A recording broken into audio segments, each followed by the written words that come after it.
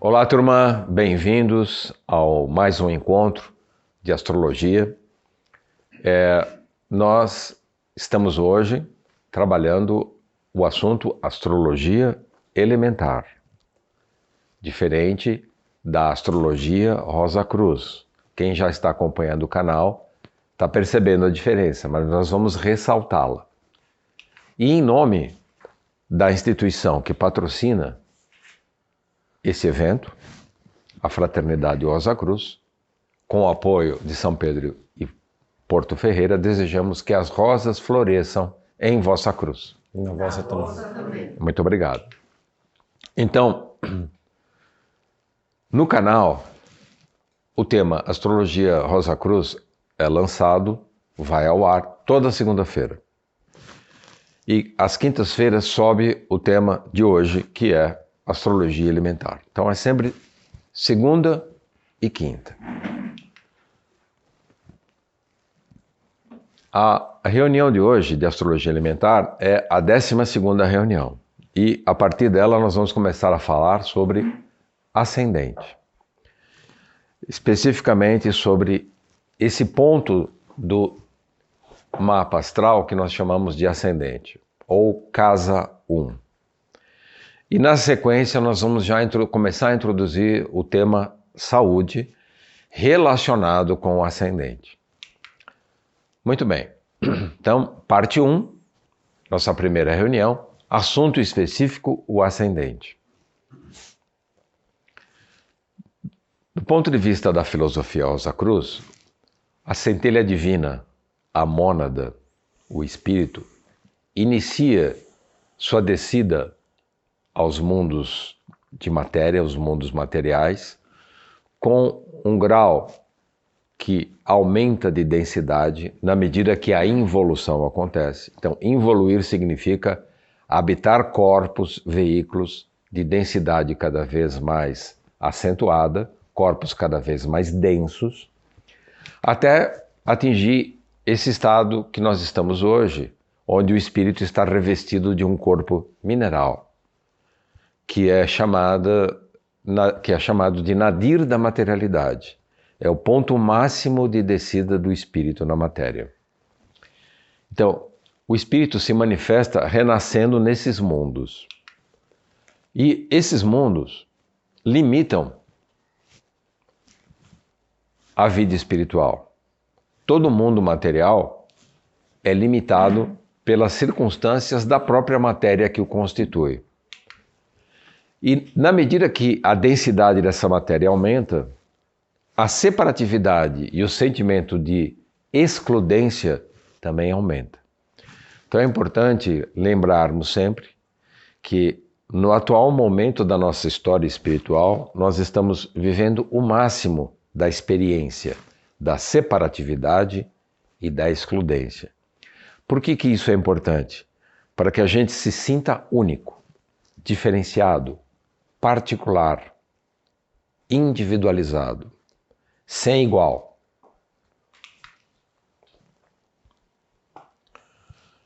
Então, a encarnação do espírito exige que ele ocupe um corpo particular, que esse mesmo espírito constrói.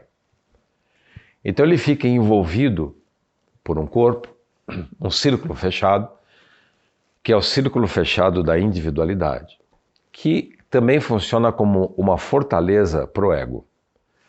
O corpo tem todo um sistema de defesa biológico, psíquico e mental que auxilia o espírito, o tríplice espírito ou ego, a habitar este veículo. Então, encarnar significa projetar-se para a luz deste mundo e expandir-se agregando valores a si mesmo. Então, toda vez que eu inicio um processo de encarnação, ele ocorre para que eu possa expandir minha experiência, minha consciência, alargar meu horizonte, inclusive o horizonte da compreensão de quem eu sou.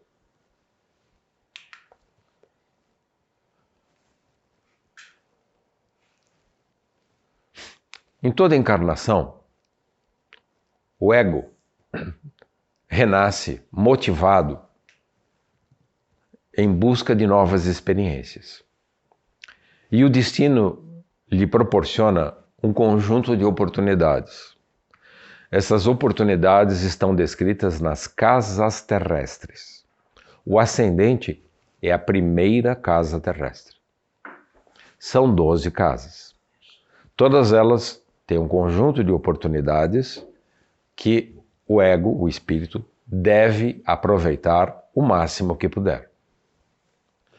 Vale lembrar que toda encarnação é única, nunca haverá outra igual. Então é importante que nós compreendamos isso para aproveitar ao máximo as experiências programadas para aquela vida em particular.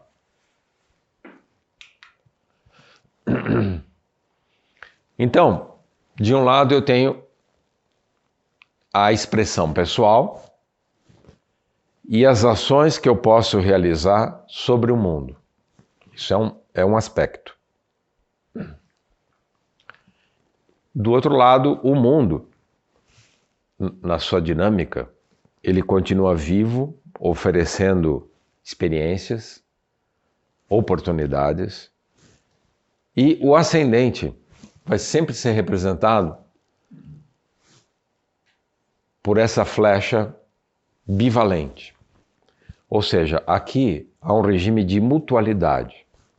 Da mesma forma que eu atuo sobre o mundo age sobre a minha individualidade.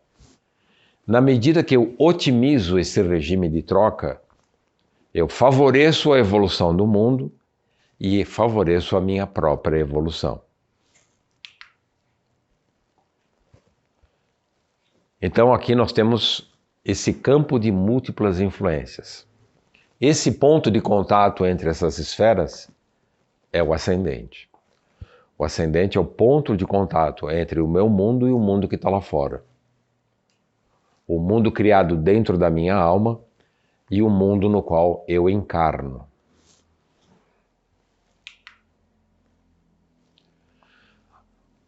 O ascendente tem relação com o primeiro signo do zodíaco, que é Áries, o cordeiro.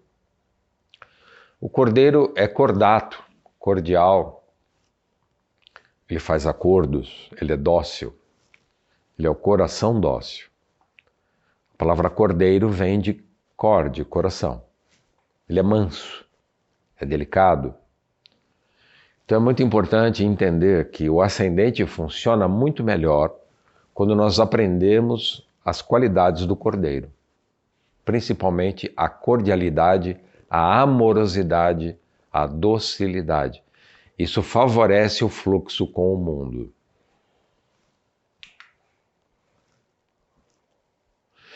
Quando a gente empresta palavras do inglês, acontecem situações engraçadas, né? Curiosas. Coração em inglês, heart. A terra que a gente vive, earth. Observa que é só a letra H indo de um extremo ao outro. Cordeiro, coração e terra. Quanto mais o meu habitar a terra é dirigido pelo meu coração, maior o meu ganho encarnatório. Então é importante tomar essa decisão um dia de permitir que o coração tome a dianteira, que seja o condutor da minha existência. Aí o meu ascendente vai funcionar muito melhor. Então, o ascendente permite que eu estabeleça uma relação entre meu zodíaco interior e o zodíaco exterior. Eu e o cosmos. Na real, em todas as vidas, eu tenho que aprender o máximo que eu puder a incorporar o zodíaco dentro da minha alma, para que eu me torne um zodíaco independente. Falando em espírito, alma, outros mundos, vamos convidar o nosso amigo que está sempre presente, da hierarquia angélica, anjo bom. Não só da hierarquia angélica, mas é um anjo bom.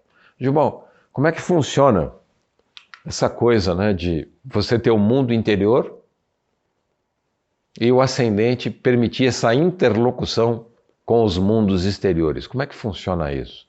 Como é que eu posso tirar proveito disso? Acho que você falou muito bem essa questão da individuação, né? Esse círculo não passa, que nos coloca numa situação privilegiada de aprender e compor um mundo a partir da nossa experiência pessoal, né? Então, essa experiência individual que você propôs bem, ela é o fundamento para que aconteça o atrito. O que é o atrito? O atrito é o encontro com tudo aquilo que eu não sou. Tudo aquilo que eu não sou guarda o potencial de algo que eu possa vir a ser, que eu possa me expandir, para que esse atrito não aconteça e que eu encontre dentro de mim todo o espectro de possibilidades de ser. Então o ascendente, na medida em que ele me individualiza, ele é o meu ponto fundamental de atrito. No encontro com o mundo, tudo aquilo que eu não sou, eu vou poder considerar, pensar com o céu, considérios, o convite que aquele mundo de fora me faz para que eu reconfigure a minha natureza. E o ascendente é justamente essa lente a partir do qual essa consideração poderá acontecer na sua melhor possibilidade. Legal. Né? Se essa lente não tiver nenhum risco, não tiver ofuscada, as considerações são as melhores. Se essa lente tiver de alguma forma lesada, obscurecida, as considerações são equívocos. E esse atrito, mais ou diferente de um aprendizado, ele se torna um sofrimento. Porque esse atrito pode ser um processo de arrastão, né? E não de consideração. É sempre uma escolha. E a liberdade está aí, no como eu vou passar por essa experiência, por esse convite. E como é que eu posso otimizar essa operação de transfusão do zodíaco fora para que ele fique plasmado na minha alma e se torne um sistema de referência para eu conduzir minha vida em todos os mundos? Como é que eu posso tornar isso, vamos dizer assim, mais rápido, mais eficiente? Como é que eu posso tirar proveito desse empréstimo das hierarquias e incorporar todo esse escopo de ensinamentos, de filosofia, de espiritualidade e introjetar na minha vida interior? De algum modo você já respondeu isso de uma forma maravilhosa. A gente pode tentar externalizar isso em palavras, mas eu acho que você já fez isso na sua fala anterior. Ser cordial, né? E o coração é essa estrutura dentro do nosso ser que mistura sangues de natureza muito distintas.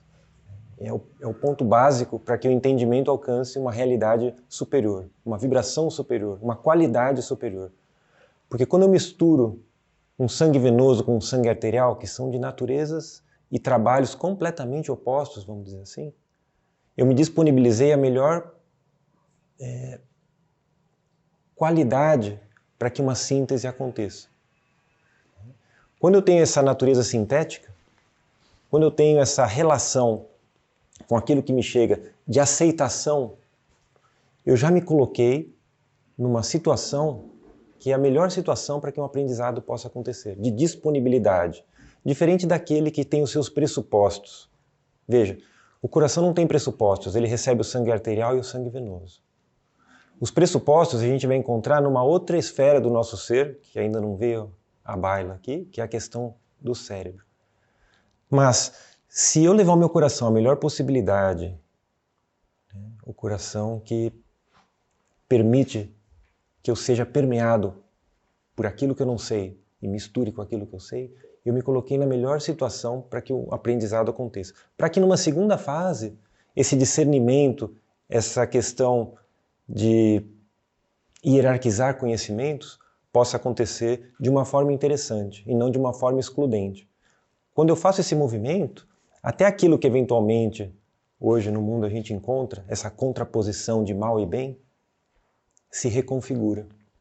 Até isso que muitas pessoas encontram como coisas antagônicas, nós vamos perceber que são coisas sintônicas e que um está dentro do outro e que um pode trabalhar alinhado ao outro, né? Então tudo isso começa no coração, né? Um devocional bem trabalhado é fundamental para que o intelecto alcance a sua melhor possibilidade de exercício.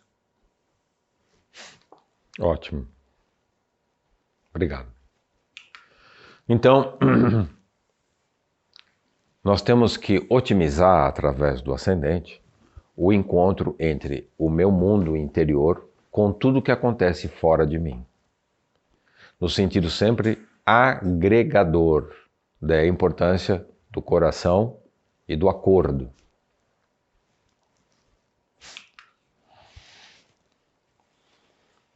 Disposição para encarar a vida. Existem ascendentes que têm mais disposição e outros menos. Nós vamos tratar isso mais adiante. Mas o importante é que, independente de qual seja o nosso ascendente, ele sempre vai guardar algo do signo de Áries, porque ele faz uma analogia com Áries. A casa 1 é análoga a Áries. Então nós temos que encontrar no nosso ascendente disposições ativas, extremamente ativas, de enfrentamento para estabelecer acordos cordialmente com a vida.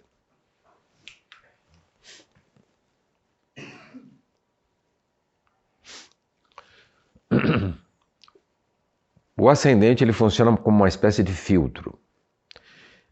Existem ascendentes que colocam esses filtros no seu máximo. Por exemplo, Capricórnio e Virgem. São signos que olham o mundo com bastante reserva. Tem outros que se atiram no mundo, como Peixes, por exemplo, que entram com o peito aberto para a experiência, às vezes de forma até imprudente. Mesmo o signo de Áries também tem esse problema de excesso. Mas o importante é saber direcionar o olhar. Por que isso? Essa dica é fundamental. Quem procura, acha. Você sempre vai achar o que você está procurando. Fala, nossa, eu estava pensando nisso e apareceu. É assim mesmo. Sejam coisas boas ou coisas ruins. Então, para onde você direcione o olhar, você está criando realidade e essa realidade está criando o seu destino. A mecânica quântica fala um pouco nisso, né, Anjo Bom? Fala. É muito delicado a gente transpor fenômenos no micromundo, né, no mundo muito pequeno, no mundo do átomo, para a dimensão que a gente se encontra. Mas é uma analogia válida enquanto observação. No mundo muito pequeno, o observador interfere claramente no fenômeno. A forma como ele observa a partícula determina como a partícula se comporta. Se a gente transpuser isso para esse mundo do pensamento, que a gente sabe muito pouco do que se trata, algo exatamente idêntico se manifesta.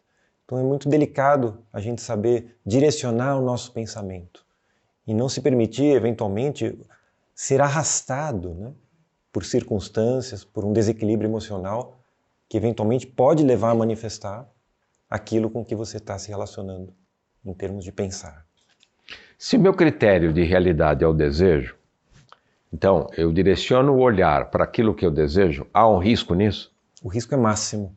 O risco é máximo, porque aqui a gente faz sempre essa contraposição entre vontade, que é o exercício pleno do ascendente, é o exercício da vontade, e o risco de ser arrastado pelo desejo, porque a vontade ela brota a partir de dentro para fora, e o desejo lhe captura de fora para dentro. Você está num caminho, você vê algo, você deseja, você se desvia daquilo que a sua vontade a priori aconteceria. Temos que acabar com o desejo? Não. Mas o desejo, ele pode ser usado como na culinária se usa os temperos. Se o desejo puder temperar a vontade, uma pitada de desejo, eventualmente aquela sua vontade ela pode ser recalibrada numa direção interessante. Então a gente precisa ser um alquimista, um cozinheiro, para que esses temperos sejam bem utilizados. Porque só desejo é rota de impacto, é rota de problema. Então, no mundo do desejo, existe uma região intermediária que é a região de interesse e indiferença. Como disse o Anjo Bom, o desejo ele é um tipo de tempero, é um tipo de sal que dá sabor, né? Torna o alimento saboroso, apetitoso e desperta o interesse. E o interesse mobiliza O interesse ajuda você a se mexer, ir em busca, né, daquilo que você olha, daquilo que você observa. Enquanto que a indiferença é problemática, porque a indiferença ela tende a inibir a experiência. Você não entra em relação com a situação. Você pode ser indiferente a um ser humano, a um animal doente, indiferente a um problema humano. Toda vez que você aciona a indiferença, você está impossibilitando a tua alma de aprender alguma coisa que o destino está te proporcionando. Então, a indiferença é quase uma doença. É importante a gente desenvolver interesse por todas as coisas, por todos os temperos e saber dosá-los. É isso? Olha que interessante que você falou, porque é comum que as pessoas confundam, né, essa indiferença, por exemplo, com antipatia. Opa, esse interesse ele pode ser positivo ou negativo. A indiferença é uma indisponibilidade de estabelecer um vínculo.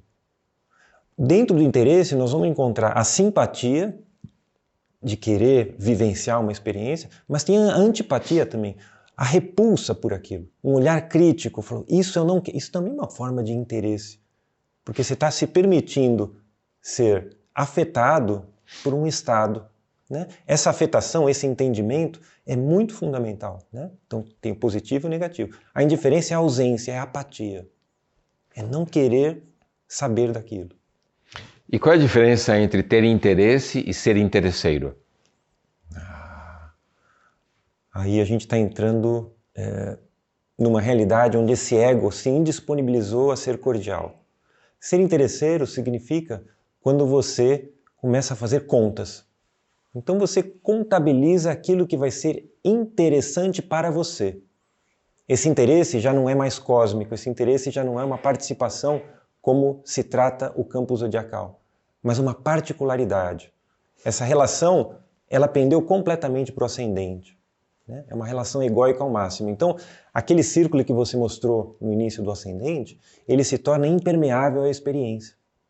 É tudo para si, é sempre cada vez mais, é sempre eu, né? Então, o interesseiro, ele fecha os poros do seu círculo não passa. O interessado é poroso, ele está disponível a abrir mão de algo que ele traz, equivocadamente, e receber algo que o mundo lhe traz como algo novo.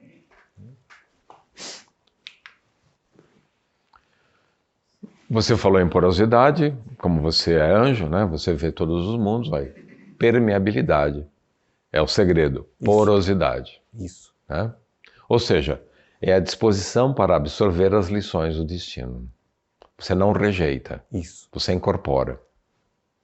Mesmo que seja uma coisa difícil. Isso. Quando é muito difícil, você pode fatiar e comer aos poucos. Tem alimentos que a digestão é mais trabalhosa, é mais demorada, pede uma paciência para que algo de mais fibra se estabeleça no seu conteúdo anímico, né? Legal.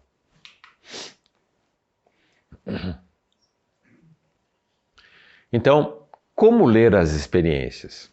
Todo mundo encarna, família, nação, escola, religião, amigos, esporte. Como é que eu posso tirar o melhor proveito disso? Olha, o destino, invariavelmente, o destino, ele é sábio.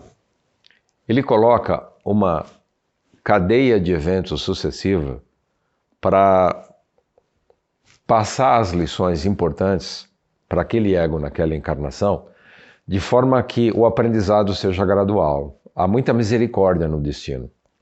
O destino não trabalha de forma violenta. E para cá está o ascendente, é a assimilação dos conteúdos. Quanto mais eu assimilo os conteúdos, mais eles se fazem carne. Eu vou me tornando aquilo que eu aprendo. Ponham isso na cabeça. Você vai se tornando aquilo que você aprende, seja bom ou seja mal. Daí a porosidade e a permeabilidade, que é fundamental, essa troca. Então, são os nossos modos de interação com o mundo, com as pessoas, com o universo espiritual. Como é que você aciona esses canais de interação? Quanto mais amplos e porosos, mais intercâmbio, mais ensinamentos penetram no teu campo de consciência. O ascendente é a ponte comunicante, as vias de diálogo com as circunstâncias. Eu tenho que estabelecer pontes. Então, por exemplo, um ascendente que faz isso naturalmente é o ascendente Gêmeos. Ele tem muita facilidade para estabelecer essas relações com povos, línguas, culturas, trabalho. Talvez seja o ascendente que tenha mais habilidade para montar uma relação multifacetada com toda a Terra, todo o planeta. É o signo multimídia, no sentido de criar vias de diálogo.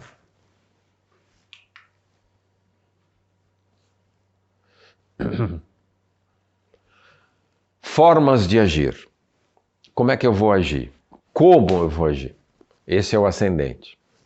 Ele te dá mais ou menos, ele te aparelha, se você é terra, fogo, ar, água, o signo, modo de ação cardinal, fixo, mutável, masculino, feminino, é o como você age, quais são as suas inclinações naturais. E aqui entra o discernimento, que tem a ver com o signo de Libra, que por sua vez tem a ver com a casa 7 do nosso mapa astral, que é quem eu procuro, o que eu quero fazer, quando, onde. Então, cabe ao ascendente entrar com um equipamento para produzir o como fazer. E aqui eu vou encontrando os lugares e as parcerias. É aqui que eu vou fixando o meu olhar.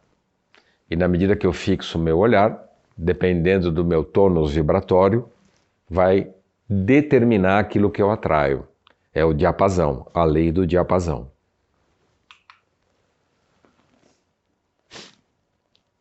Então, esse ponto do como e as pessoas, as circunstâncias, vai definir a qualidade dos meus fluxos existenciais.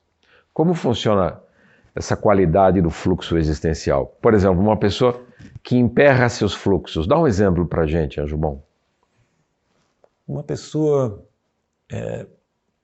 por exemplo, ela está fazendo um curso, né, com o objetivo de realizar um trabalho aqui na Terra, né? De repente, no meio desse curso, ela esquece o porquê daquela escolha inicial. E ela resolve cessar esse curso para começar um outro curso, né?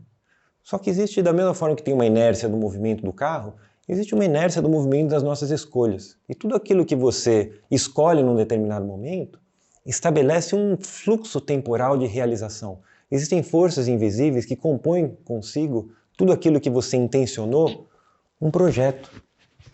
E esse projeto que você cessa num determinado ponto, ele continua a despeito de você ter escolhido um outro caminho. Então, de certa forma, o universo é sempre seu parceiro. Sempre. Agora, você precisa ver onde que você amarrou seu burro.